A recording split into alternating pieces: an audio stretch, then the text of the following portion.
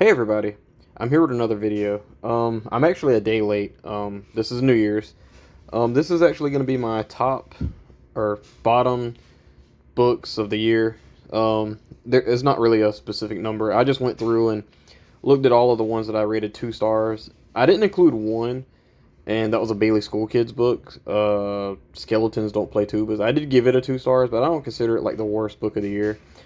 I just consider it a weak Bailey School Kids book.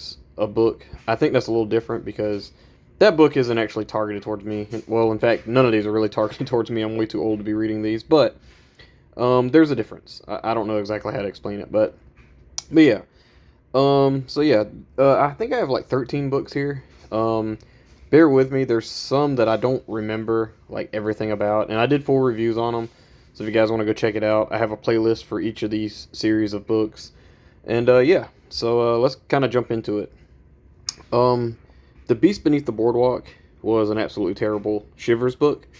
Um, Not the worst Shivers book I read this year, but yeah, nothing really happens, and the villain is very weak, and the description of him is pretty cool, but other than that, yeah, nothing great about it. Um, I was a sixth grade zombie from the Ghost of Fear Street series. Shout out to Spongy. He actually really enjoyed this book. I didn't. I tried to think of some bad things to say about it because I honestly couldn't remember much. And I went to go look back at my old video on YouTube, and it kept buffering for some reason on just this video. They let me watch anything else but this one. Yeah. I didn't really love this one. I remember something about like conveyor belts inside this factory and different things like that. They discover something dealing with. Well, I can't really tell you what it deals with because that'll kind of spoil it. But I remember it mostly being a little boring.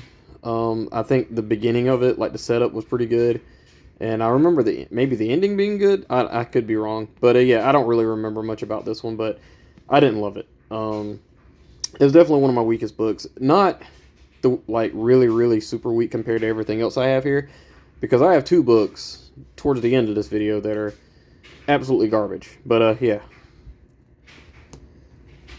Killer Clowns of Kings County from the Bone Chiller series. I knew this was bad from Austin over at Monster Blood. I think 90s Kids Libraries read this book. This sucked. It was basically these kids run into this clown and he starts turning them into clowns, and it's not interesting at all. I can't even tell you what the clown can do and stuff. Like, there's no really clown effects on this book. It's just mostly him turning kids into clowns. And I think this one, I think the main character here is it? He has some kind of weird, funny name. Let me see if it says it on the back. Idris. Yeah, Idris Zanzibar McFlute. Yeah, I remember Idris, but I wasn't 100% sure if that was him or another book. But yeah, this was terrible. Queen of the Gargoyles. Honestly, probably worse than Killer Clowns of Kings County. There's really no reason why any of the stuff going on in this book is going on. It's very slow, and there's really not much more to say about it. It's just not very good. Yeah, towards the end, we kind of, like, we know who's doing all of this stuff, like, in the middle of the book, I think. I mean, you could predict it, but then when we actually get to close to the end, we don't learn why this person is doing this. You know, it's just randomly doing it. Maybe the setting was pretty good. I gave this a 2 out of 5 stars. Oh, by the way, every book I picked out so far, I gave it a 2 out of 5 star. I think only one book in the slot I gave a 1, and we'll get there. Pet Store. Another book I knew was going to be terrible, and it was not good. I will give this one a little bit of credit because I was interested in seeing why this whole town was full of dogs. Like, I was interested, was there like an origin story? What was going on? No, there's not. It's just the town's full of dogs, and they have signs around them communicating with humans. There's really not much else to say. There's even a plot hole where one of the dogs actually speak and not use a sign. It's really dumb. There is some creepy imagery with these humans that come up from underground. It's really stupid. Yeah, this sucks. Unless you're a hardcore Spine Tinglers collector, yeah, no, avoid this one. The Curse of the Cheerleaders. I remember looking on thrift books. I got a notification this book was for sale. I paid like $50 for it, and yeah, I was excited to read it, and it sucked. There is no bulldog faced cheerleader in this book. The cheerleaders get their power from their uniform, and they can control things. I honestly don't remember. Terrible. Not a good book. Yeah. Shout out to the 90s Kids Library, too. If you guys know of another person that has a copy of this book, it's very rare. He's looking for it, and he's a really good guy. So, yeah. Hit him up. He's on Instagram. The Curse of the Mummy's Tomb from the original Goosebumps series. I did not think I'd have an original Goosebumps book in my top or bottoms books of the year. But this was boring. I didn't love it. Yeah. Not much happens until close to the end. The ending was really cool, and the mummies are actually really neat. But they're about in it for about 2 pages. So, yeah. Fight Team Fight. So, I took a break from the Fear Street Senior series. I was reading, there's 12 of them, and I've read 7. And I literally just took a break because I could not handle it. I mean, these books were absolutely terrible towards about the 3rd or 4th book, I think. Yeah.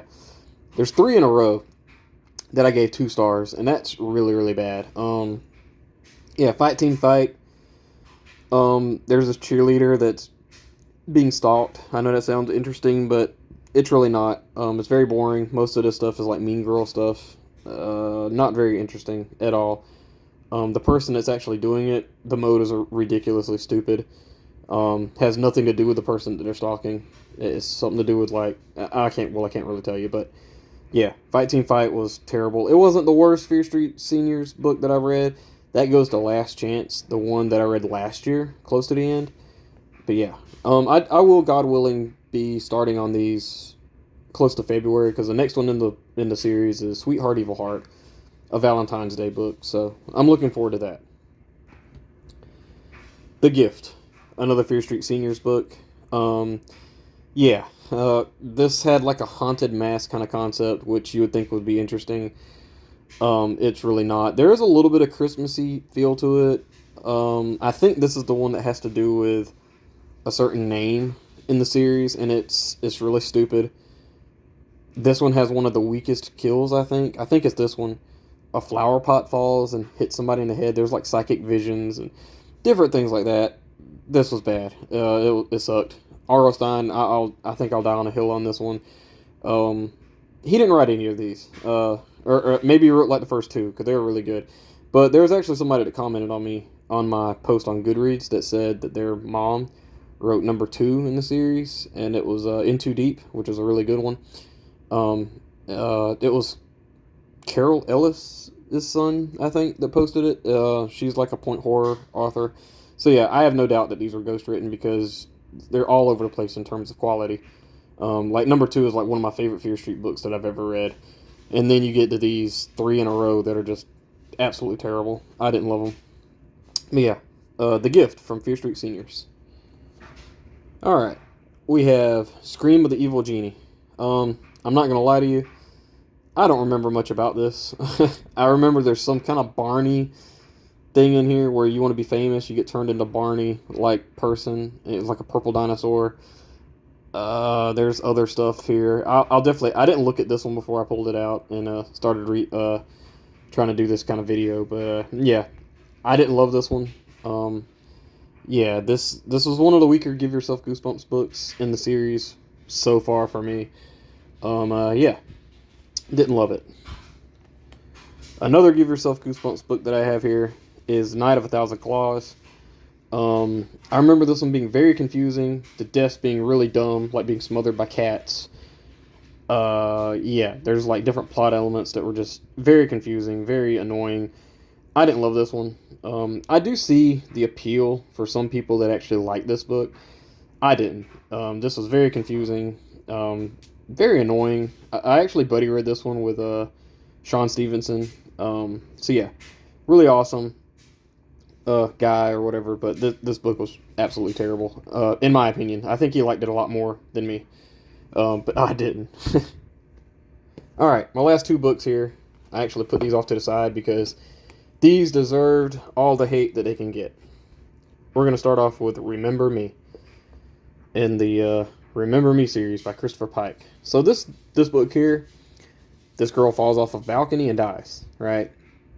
And they're trying to figure out who killed her. The ghost girl. The girl that dies, ghost, and some other ghost, I think. I can't remember who the other ghost is trying to figure out who killed her.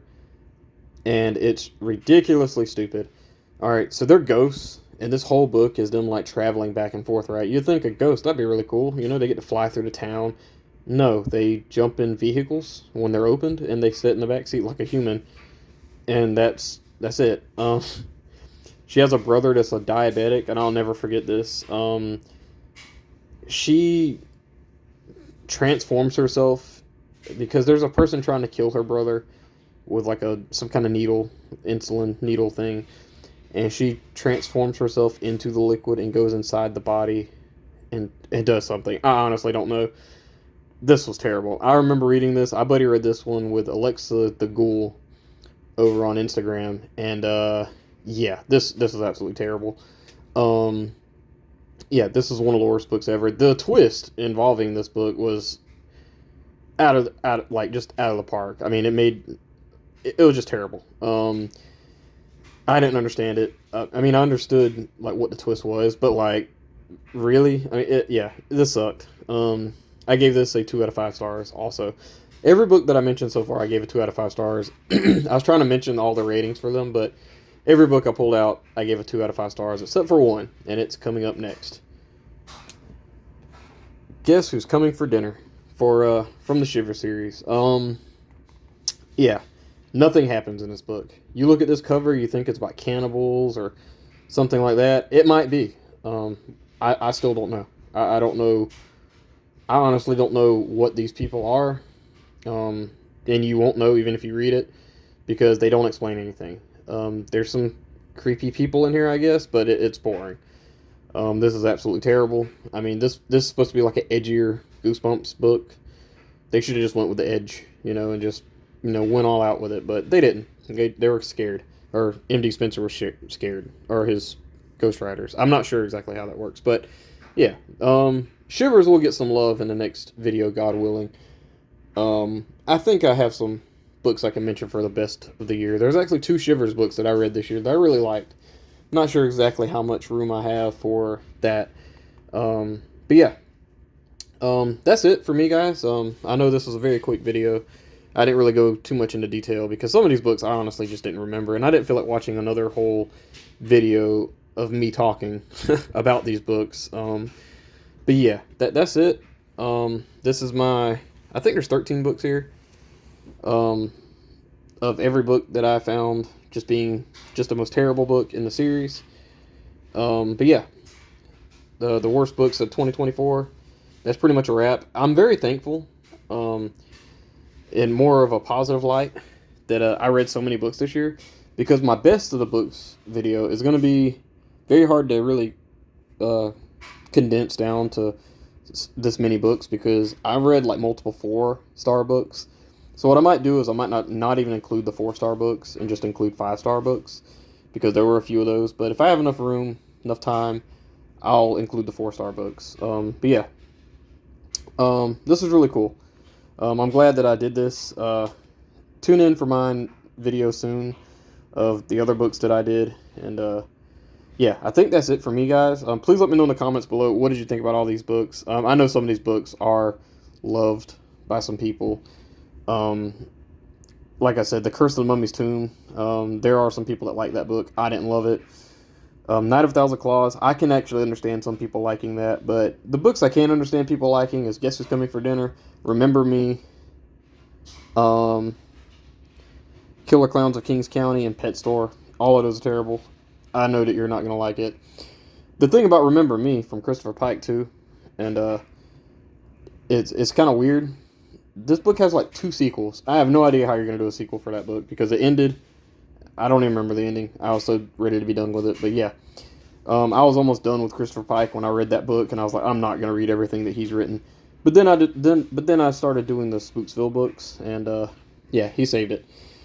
Yeah, but that's it for me, guys. Thank you. Bye bye.